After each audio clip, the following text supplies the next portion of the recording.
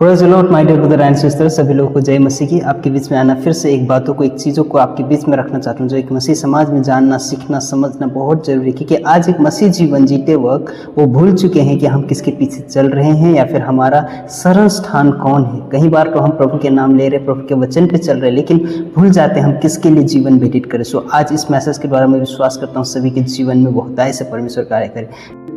आपके बीच में एक वचन को पढ़ना चाहता हूँ। वचन इस प्रकार से कहता है, लूका रचित सुसमाचार उसका 9 का 23 वचन क्या कहते हैं, यदि कोई मेरे पीछे आना चाहे तो अपने आप का इनकार कर और प्रतिदिन अपना क्रूस उठाते हुए मेरे पीछे हो ले।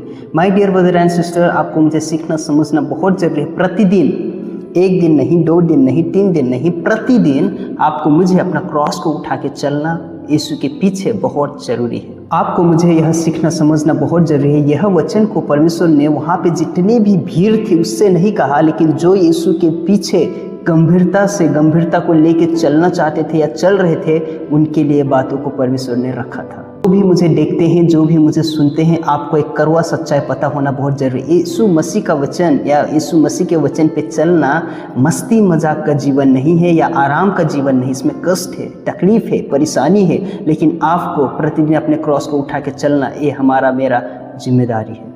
अपने क्रॉस को उठाना एक दिन का काम नहीं है आपका मेरा। प्रतिदिन प्रति वक्त आपको ये समझ के प्रतिदिन अपना क्रॉस को उठा के चलना आपका मेरा जिम्मेदारी बनता है। आपके बीच में एक ट्राइब के बारे में बताना चाहता हूँ। कोयना ट्राइब ये जो नागालैंड के हैं, सो इनके ट्राइब के ऊपर मैं कुछ बातों को, कुछ चीज़ों को रखना चाहता हूँ जो आपको सीखने में, समझने में बहुतायत से परमेश्वर कार्य करेंगे। ये जो एक ट्राइब है, जंगल में रहा करते थे बहुत समय पहले, और इनका ट्राइब में बहुत पुराना रीति रिवाज चलता था या फिर वो रीति रिवाज को लेके चलते थे। और उसके बीच में एक मिशनरी उनके बीच में आता है, सुसमाचार को फैलाता है और वो विश्वास करते हैं। और एक विश्वास करने के बाद में एक परिवार है, और वो परिवार में जब वहाँ के सदस्य थे, वहाँ के मुखिया थे, गुस्सा हो गए, ये क्या तुम लोग कर रहे हो, हमारे पुराना रीति रिवाज छोड़ के। उसके बाद में वहाँ का जो सरपंच था या मुखिया था, वो अपने कुछ लोगों को लेके आता है और उससे बोलता है, अभी के अभी तू अपने देवता या अपने परमेश्वर को छोड़ दे और हमारे रीति रिवाज में चल।